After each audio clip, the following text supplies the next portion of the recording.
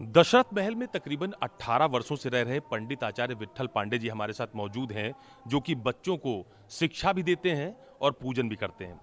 पांडे जी, पहले तो मुझे ये बताइए कि इस दशरथ महल की क्या महत्ता है। जय सिया राम। दशरथ महल की महत्ता अगर आप पूछना चाहेंगे तो फिर आपको इसकी महत्ता समझने के लिए सनातन धर्म के गर्भगृह स्थल पर आप खड़े हैं, यही समझ लीजिए। सनातन धर्म की अगर व्युत्पत्ति रचना कहीं पर भी हुई है तो यहीं से हुई है। सबसे पहले ब्रह्मा जी ने मनु और शत्रुपा जी को मानव कृत के रूप में यहाँ पर भेजा था।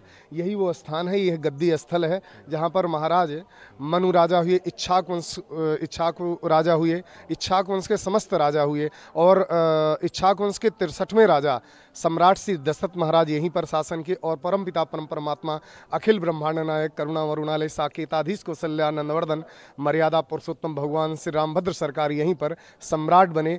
और फिर यहीं से मर्यादा की जो मानव संस्कृति और रामराज की स्थापना हुई, उसी स्थल पर आप खड़े हैं जी। ये अद्भुत महत्व है, अनिर्वचनीय वक्तव्य से बोला नहीं जा सकता है।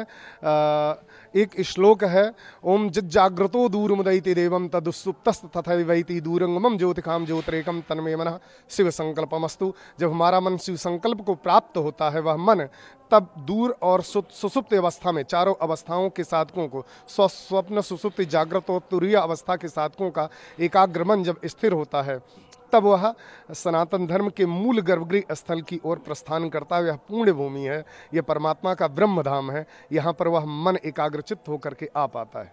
अच्छा, मुझे ये बताइए कि अभी इधर जो 22 तारीख की प्राण प्रतिष्ठा का आयोजन है, बहुत जोर शोर से चल रहा है। आप मुझे बता रहे थे कि वहाँ भी अभिषेक होता है, आप यहाँ भी अभिषेक करते हैं। जी जी जी, वहाँ पर अभिषेक जो आज भगवान का जलाधिवास हुआ है, यहाँ पर राम जन्मभूमि निर्विघ्न निर्माण कार्य संपन्न होने के लिए बाबा राम शादेश्वर महादेव हमारे यहाँ दशरथ महल में, उनके यहाँ अभिषेक 22 जनवरी तक नित्य प्रति किया जाएगा और वो किया जा रहा है। मतलब कहने का ये हुआ कि जितनी पूजा, जितना अभिषेक राम जन्मभूमि में गर्भगृह में होगी, उतना ही पूजा दशरथ महल में होगा।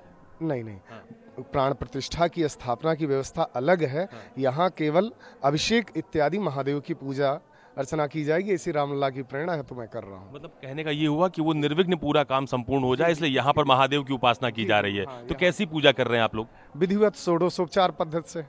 और पूजन की 2 पद्धतियां होती हैं, लघुत्रयी और बृहत्त्रयी। तो लघुत्रयी अंतर्गत षोडशोपचार मंत्रों से महादेव की पूजा होती है, जिसमें से खड़ंग शुक्ल यजुर्वेद का पूर्ण पाठ किया जाता है। माँ सरयू के जल से अभिषेक होता है, दूध से होता है, दधि से होता है, पंचामृत से होता है, कुशोदक से होता है, इत्यादि विभिन्न पदार्थों से भगवान को प्रसन्न करने के लिए किया जा रहा है। अच्छा, ये राजा दशरथ जी का जो महल है, मैं देख रहा हूँ कि काफ़ी अद्भुत है, अलौकिक है। बहुत ज़बरदस्त कलाकृतियाँ हैं यहाँ पर।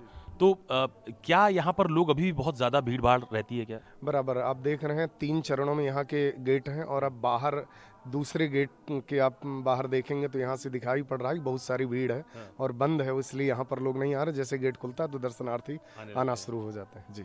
और ये कहा जाता है कि राजा दशरथ के जो पुत्र थे भगवान श्री राम, उनका जन्म यही हुआ, इसी प्रांगण में वो खेले। जी जी जी, बरनी न जाई रुचिर अंगनाई, जहाँ खेल ही नित चारु भाई, धूसरी धूरी भरे तनु आए, भूपत बिहसी गोद बैठाए। भगवान की पूर्ण माधुर्य लीला इसी स्थल पर, इसी आंगन में हुई है। यहीं पर चारों भैया, भरत भैया, लक्ष्मण भैया, शत्रुघ्न भैया यहीं खेले हैं। प्राकट्य रघुनाथ का वहाँ पर हुआ शेष, आप उस स्थल पर खड़े हैं जहाँ पर लक्ष्मण भैया का, शत्रुघ्न भैया का और भरत भैया का प्राकट्य हुआ है, जन्म हुआ है। यहीं धर्म अर्थ काम मोक्ष के रूप में प्रकट हुए भगवान राम, वहाँ प्रकट हुए। शेष तीनों भैया दशरथ महल में प्रकट हुए जी। और आज भी यहाँ मंदिर में सबकी प्रतिमाएं हैं। जी हाँ, चारों भैया और चारों महारानी, उनकी चारों अर्धांगिनियां भी यहीं पर विराजमान है। जी हाँ जी। तो सुबह शाम किस तरह से पूजन होता है यहाँ पर? भगवान का सविस्तार राजोपचार विधि से पूजन होता है। वैदिक पद्धति का अनुसरण किया जाता है। संतों के द्वारा पूर्ण भाव भक्ति युक्त पूजन किया जाता है। समस्त भगवान के सोने चांदी के सामग्रियां हैं और जहां भगवान बाल रूप में, वहां दही चिवड़ा रख के पूजन किया जाता है, खिलौने रख के किया जाता है। जहां भगवान राजा हैं, उनका विधिवत मंत्रोपचार करके, आज्ञा मांग करके उनको जगाया जाता है और विधिवत पूजा की जाती है जी। तो ये अब तो 22 तारीख बहुत दूर नहीं है, आप लोग यहाँ 18 वर्षों से हैं। जी जी जी जी। तो इस दशरथ महल का सीधा संबंध है भगवान श्री राम से मुश्किल 5 मिनट भी ज़्यादा होगा। इतना दूर भी नहीं है, समझ लीजिए महल से महल सटा हुआ है जन्मभूमि का। तो अद्भुत विलक्षण है। अच्छा भैया, ये दैव संयोग है, एक बात मतलब पूर्ण विश्वास के साथ विश्वास करिए कि यह दैव संयोग है, ये असाधारण है। तिथिवार, ग्रह करण, नक्षत्र योग इत्यादि स्वतः बनते चले जा रहे हैं। कोरोना आया, सब रुक गए। भगवान राम के मंदिर का निर्णय आया, सबने 140 करोड़ हमारे समस्त देशवासियों ने स्वागत किया। कुछ एकाध लोग जो भ्रांतियां फैलाते हैं, जो मूर्ख हैं, जिनको कुछ बोलना नहीं चाहिए, ईश्वर की लीला को स्वीकार करना चाहिए। और हमारी सबकी, किसी भी ईश्वर पद्धति की, उपासना पद्धति सभी की एक ही है, वाणी। कोई पंडित जी पूजा करा रहे हैं तो वाणी से, कोई मौलवी नमाज अदा कर रहा है तो वाणी से, कोई क्रिश्चियन प्रे कर रहा है तो वाणी से। वाणी के माध्यम से ईश्वर की उपासना होती है। शेष सेवा के माध्यम से यश, कीर्ति, धन, वैभव इत्यादि प्राप्त हो सकते हैं, लेकिन परमात्मा को प्राप्त करने का एकमात्र साधन वाणी है। और सगुण उपासना में जो हम परमात्मा को विग्रह रूप में पूजा करते हैं, अर्चा विग्रह, श्री विग्रह, चिन्हानंद स्वरूप में, यह सब परमात्मा की सेवा करने से भैया परमात्मा ही प्राप्त होता है। तो इसलिए आप मुझे बता रहे थे कि आप शिक्षक भी हैं। जी जी जी जी। आप जो अर्चक होने वाले हैं राम मंदिर के, उनको आप शिक्षा दे रहे हैं, किस तरह की ट्रेनिंग दे रहे हैं? वो श्री सत्यनारायण दास जी, श्री केशव गुरु जी के अंतर्गत में भी हैं, और जो हमारे यहाँ भी जो हमसे जो शिक्षा ले रहे हैं, जो वो भी, और यहाँ पर भी सभी जितने भी अर्चक हैं उनको वैदिक और ज्योतिष इत्यादि सब सिखाया जा रहा है। और भगवान की उपासना पूजा पद्धति किस प्रकार से होगी वह सब सिखाया जा रहा है। जी, धन्यवाद हमसे बात करने के लिए। विट्ठल जी महाराज थे, ज्योतिषाचार्य भी हैं, 18 वर्षों से इसी दशरथ महल में रह रहे हैं। लेकिन एक सवाल और मेरे मन में आ रहा है, 18 वर्षों में कितना बदलाव हुआ इस दशरथ महल में?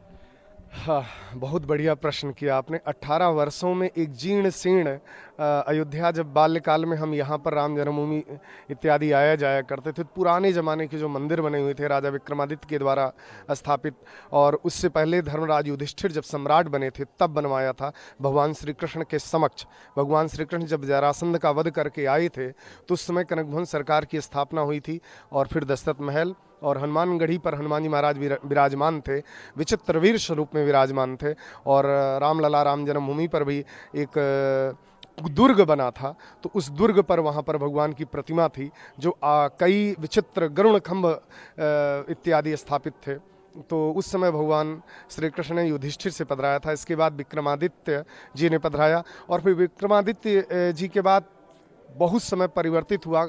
आक्रांताओं ने अयोध्या को पूरा नष्ट कर दिया, और फिर लहूलुहान अयोध्या जीर्ण शीर्ण अपने विकास के लिए प्रार्थनारत थी। परमात्मा ने 2 दूत भेजे, योगी और मोदी के रूप में, जिन्होंने सच में अद्भुत विकास किया।